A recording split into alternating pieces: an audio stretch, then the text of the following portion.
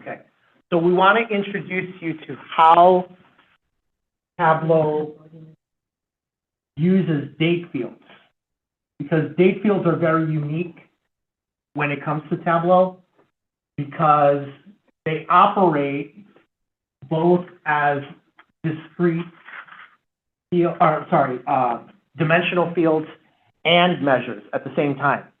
So they occupy a lot of the same behaviors that dimensions and measures normally do separately. Date fields are unique in that way. So what that means is if you have a date field in your view, if the date field is working as a dimension, that means you can slice by date, right? If you're using it as a dimension. Meaning I can take all the sales that are in the data set and I can chop it up by year, right? So I can look at all the sales for, 2020, 2021, 2022, 2023, and so on. Also, if I then use sales by as a measure, that means I can also create an axis that represents dates. Right? What do we normally call an axis that represents dates? A timeline, right? So this could be 2000 to 2024, right? The only way you can produce an axis is what? What things allow us to produce an axis? Measures. So we're using the date field as a measure. Does that make sense? That's why I say dates are unique, because you can use them as a measure or a dimension. It doesn't matter. They allow you to do either. And then, remember we said that a lot of times people mistake dimensions for one thing and measures for something else? We mistake dimensions easily for discrete fields. What are discrete fields used for? Headers and labels. So if you wanted to create a visualization that had headers and labels for, let's say, I wanted to see 2024, Q1, Q2, Q3, Q4, I can create those labels and let the software sort out the data. Conversely, if I work with dates, we said that dates are oftentimes confused with what? Continuous, right? Actually, that's axis. Measures are for aggregation, so it's adding up all the dates, right? So let me show you both of these. That's what this is referring to here on the slide about the difference between what are called date parts and date values. Let me talk about date parts for just a second. If I were to give you a date like June 24th, 2000, if I were to present that date to you, there is a part of the date that you already recognize as the month. It's the June, right? Or the day, or the date, which is the 24th, right? Or the year. I can take a date field or a collection of dates, and I can have Tableau present to you in its parts. The day of the week, the month, the year, the hour, the minute, second, even if I wanted to. If the data had that level of granularity, I could. So let me show you what I mean by that. If I build out a visualization, let me go to my workbook. I'm using the global superset data set again.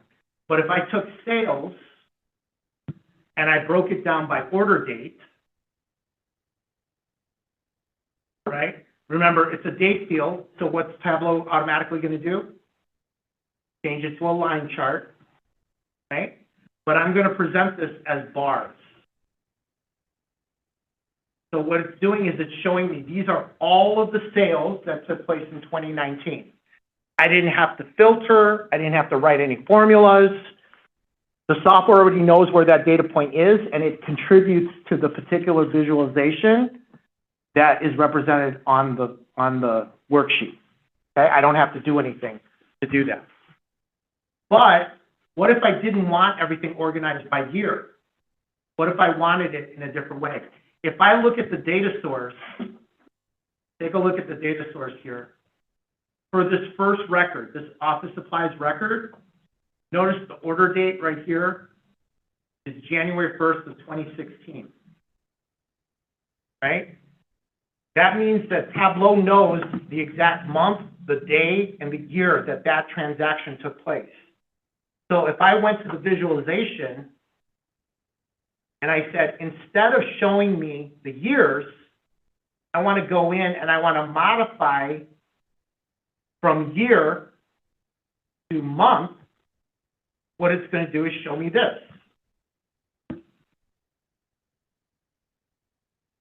So what does this bar represent?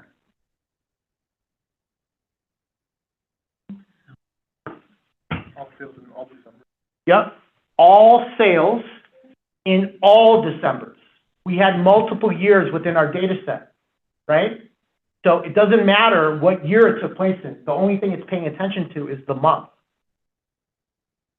So all sales in 2016 December, 2017 December, 2018 December, 2019, they're all in this one bar. Okay? Conversely, if I went in and I said, I want to look at the date,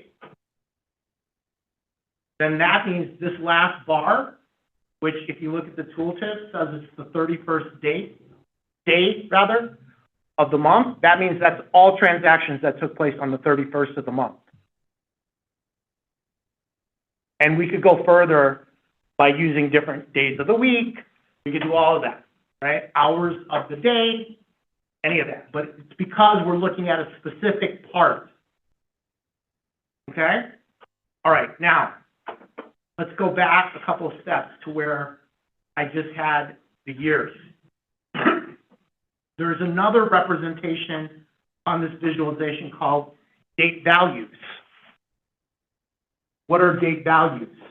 Date values are when I have a timeline and I want a particular point on that timeline to represent something. So for example, let's say this red line that I'm drawing on the board represents 2022. Okay? Then this is a value on this axis. No different than if I had an axis from 0 to 10, and there was a particular point on that axis that represents a value. Say that represents the number 8. That's exactly what this is. That's why we distinguish between what are called date parts, the part of the date that we're focusing on, versus the value on the timeline. Okay? So I'm going to take the same data that I just presented to you, and I'm going to present it to you using this. Now, you notice how there's year, quarter, month, day here, and then right underneath this line, year, quarter, month, week number, day. Again, why is that? Because this portion of the menu allows me to configure the date parts, the discrete date parts, versus the continuous date values. What Tableau is going to do is it's going to take the date field, it's going to convert it to a continuous field, and then when I choose this unit in the hierarchy, it's going to change this scale. Right now, this scale of this axis is years. What if I had it as weeks? Then this point is going to represent a specific week in the chronological order of weeks. Okay? So I'm going to do that. Let me change this in the view. I'm going to change it to month. Okay? Just so that you can see the equivalent. Because earlier I did the discrete date part. Now I'm going to do the continuous date value of month. Now, this doesn't make sense because I'm looking at bars, but this is what this represents if I was looking at continuous date values. So this point that I have highlighted right there, this one point right here, represents a particular month in the chronological order of months that I have displayed. For example, this is January of 2016, followed by February of 2016. March, April, May. So all of these represent January to December of 2016, followed by January of 2017, all the way through December of 2017. So it's showing them again in chronological order. Okay, so I would select, this is year one. Okay, here's year two, here's year three, and here's year four. All in chronological order. So it depends on you as an author, how do you want to present the data to your audience? If you want to present it on a chronological timeline, then you would use the continuous date value. If you wanted to focus on discrete parts, right, the slices of the data that represent particular times, then you would use the date parts. Okay? All right, so everything I just described is actually listed in here. So what we want to do is get you into an exercise where you get to apply this. Okay? So in your workbook,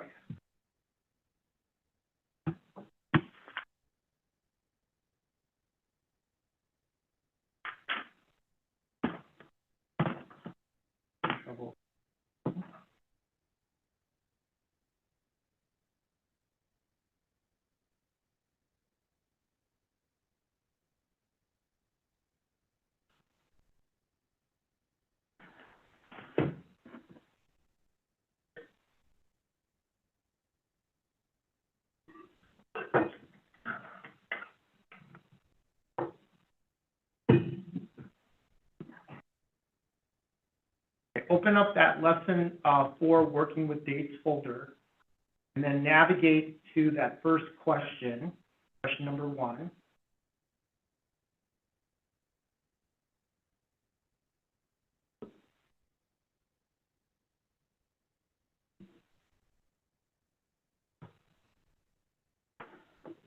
Or, sorry, I guess it's question 5. What's labeled? Which single month was found to have the most orders shipped? You're going to find the answer by building a dashboard that uses, actually, this is actually doing 2 different things here. So if you move to the green tab, orders by discrete month, what you're going to build is this view right here. This is the solution. You're going to build this view. Okay? Follow the steps in the caption to build this view. Then let me know when you've done that.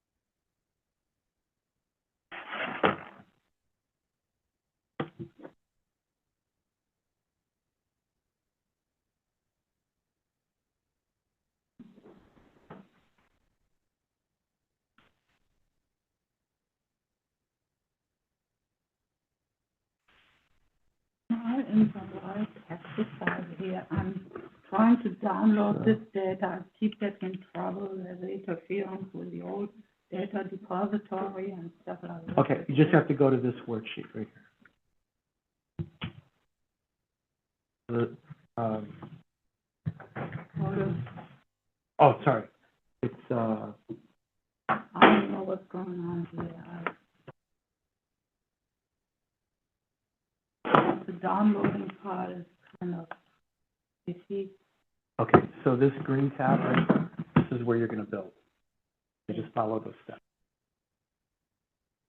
because here what I was reading in the question that was on those tabs, which single month response will have the most orders shipped, find answer about building a dashboard. We are not even on the Yeah, dashboard. that's why I was gonna say, just follow these steps, because you can answer the question without building the dashboard. Oh, okay. For So some this is the reason, right yeah, you don't need that, direction. the Okay, dashboard because I was piece. kind of Yeah. confused. Thank you. No, you don't have to. Oh, that's the one. Yes, yes.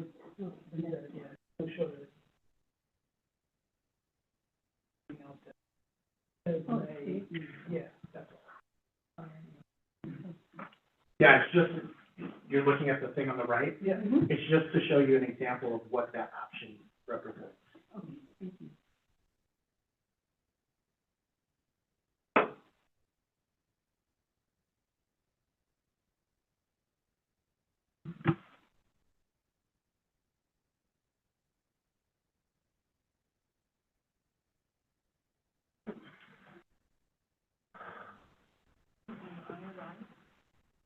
Yeah. Okay, thank you.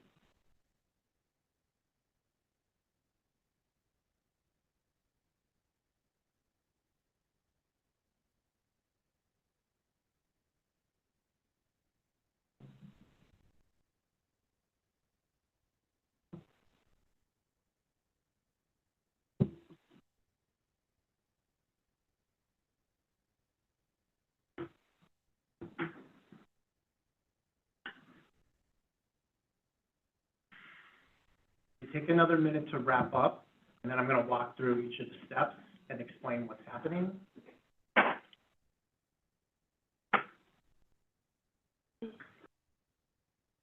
I don't see display as date part here. Is it display as date part? So that's what I was saying, this upper portion is the date part, Oh, okay. this lower portion are the date values. Okay, so I click on this? or- Well, you have to choose the correct one, so it wants you to use, month. Oh, okay, so that would be this one. Yep. Thank you. There you go. Okay, let me walk through the steps with you, okay? So the first thing that they had you do was unorthodox. Why? Because they had you use the order ID field, which is a dimensional field. And they're having you convert it into a measure. So they said first, take that and add that to rows, right? And you notice what it did was it gave us all the different order IDs. But if you notice, there's some order IDs that are repeated. And so what we're doing is we're saying, treat this as if it were a measure, so that we want you to count up our, we're going to use the count distinct function to give us the count of all the different order IDs. Does that make sense? So there's X number of order IDs. Typically, is like the LT ID? Yes. Well, because we know that IDs should never be duplicated, You're right. right? You're right. If they are duplicated, that means that they're referring to the same, maybe customer or same product or whatever. Yeah. So we want only those numbers to be related to each other, which should be. And then what we're also going to do is we're then going to chop that up by ship date, right? So I'm going to take my ship date field, I'm going to drag that to the column shelf, I'm going to chop it up the way that we want. Now, just looking at this, what can I tell about my data? right now? Of all the order IDs, what can I tell about my data so far? About the dates, at least. Last year's. The last year is not complete, and it only consists of 5 years worth of data, right? So I shouldn't be expecting to find numbers that apply to 10 years ago, because it only represents 5 years, and the last year is not even complete, okay? So furthermore, what it's looking at right now are the year aspect of the data. We want to modify this so that we're only looking at the discrete date parts. That's this upper portion of the menu. I could have chosen day. I could have chosen month. I could have chosen year. What they have us choose is month. So that what this is showing me are all the transactions that took place in each month, regardless of what year. So do we expect to see, with these numbers, let's say on the latter part of the chart, let me use a different color, red. Do we expect these numbers to be accurate? What do you think? Not done with this year. Yeah, we're not done with the year. So the likelihood is the numbers are incomplete. Those numbers are probably going to be larger if we are in present day, right? If it was like right now we were taking the data for 2024, 2024 is not done yet, so I can't expect those numbers are probably going to increase for October, November, and December. Okay? But we've done that by modifying the field. So a couple things here. Number one, the conversion of the dimension to a measure, again, speaks to the flexibility that the software allows you. Just because a field is a dimension doesn't mean you can only operate it as a dimension. You can modify any field into a measure. For that matter, you can do the opposite. You can take a measure and convert it into a dimension to slice by. Okay? Any questions about this exercise? Okay, so let's go to the next one then. The next one is going to have you create a line chart showing the distinct count of order IDs over time. And what we want to do is try to figure out the months. Like, what is the representation of the months in our timeline? You're going to build a visualization again using ship date and order ID.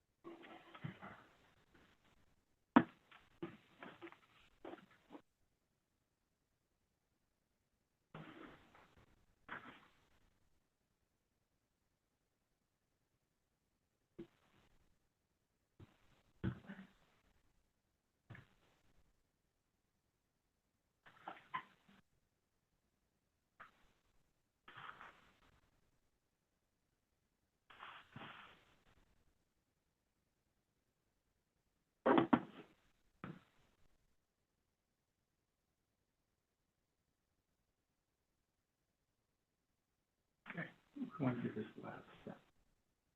I don't know, I clicked just the least business ever, and this is weird. Okay, so we want to go, so we're on the original one. Let's go to the new one. There we go. Follow these steps.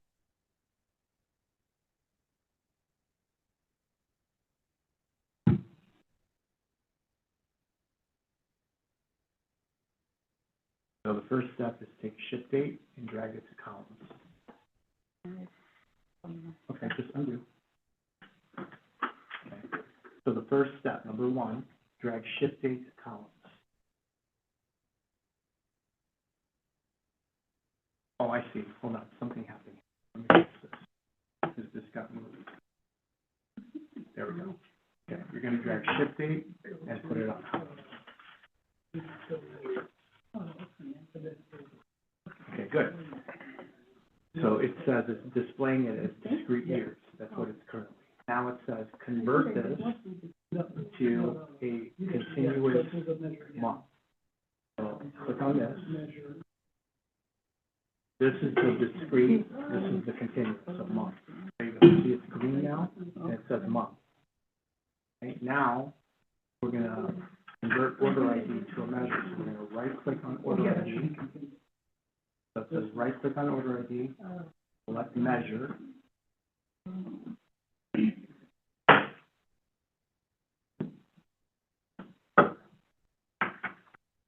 Oh, you need to wait, hold on. Drag it to the row shufflers. Drag it to rows. Good. And then click on it, and you're going to convert it to measure, and then count distinct. There you go. Okay. All right. Everybody done? Yep. Okay, so the idea here was we wanted to create a continuous timeline so we could see the chronological activity of order IDs, right? So if you notice, it was basically the same exercise, we just chose a different option, but they reordered the steps so that you can see the software produces the same result. So if I take shift date and I add it to columns, it's going to show me the year, the shift date header, and then the labels for each of the years contained within the data set. We're going to convert shift date to a continuous month timeline. That's what this is. So each tick mark on the axis represents a month in the consecutive order of months. We're going to add order ID to the view, and then we're going to convert order ID into a measure so that it can count up the distinct order IDs. And so then I end up getting this result. Okay, so now what I'm seeing is, again, the chronological order of activity with different order IDs. So on January 26th, there were 28 separate order IDs that took place in that particular month. And then in the month of February, there were 30, March, 60, and so on. With all the dots. The dots are the data, Yeah. the data points. Yeah, how, So for the month of January, it looked for all the different order IDs. So let me show you a different way. If I took this and presented this to you as a table,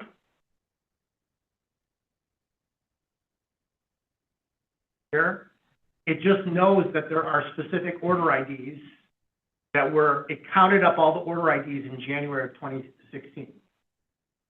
And then it graphed that 28 number on the chart. yeah, I want all the dots still there, so how to do that? Scatter plot. Instead of having, she wants So dots I on each just end. want all the dots on the line. on the line. Like on Excel, Oh. if you were to make a line chart, it'll give you the line, but it'll also give you the little shapes in the middle, let you know where your dot point is. You can do the T, they give you dot and Oh, dot. really? They kind of crowd it, She's but gonna give you that. you do the T, you put the dot. Yeah, she gonna give you a number. Yeah, it's gonna be a But dot. yeah, but How that's about just dots? right there, I right thought there. you just did that. Is that what you mean, Charlie? All the dots, No, she- yeah, but Shrunk the line, too. with the line, with the line as well. Okay, so hold on. Let's back up for a second. So you want to see 28 dots stacked on top of each Yeah. other to show the bar. By each month. Dots. No, she wants each, where the line changes direction each month should have a line and also a dot for each change. Oh, well then that's just Yes. It's very simple. You just did that. produced twice. This would actually be, this one would be a circle. And then I would make this dual axis. Oh, okay. I That's just what you want mean? that, yeah. Okay. One way. That's just a specific type of visualization. Oh, what you're saying, what I did was, Yeah, I yeah. highlighted a point, I just selected a point. You just highlight it. I just clicked on that point. Okay, let me try. Oh, yes, you're right. But I only can get one at a time. Well, you can select multiple points. I like it together, Sandy. You want together, then. Click and drag across the visualization. Yeah, I got it. Yeah, Okay. thank you. Yeah. Okay. All right, any other questions about how we're using the date field here? Okay. So, let's, move on.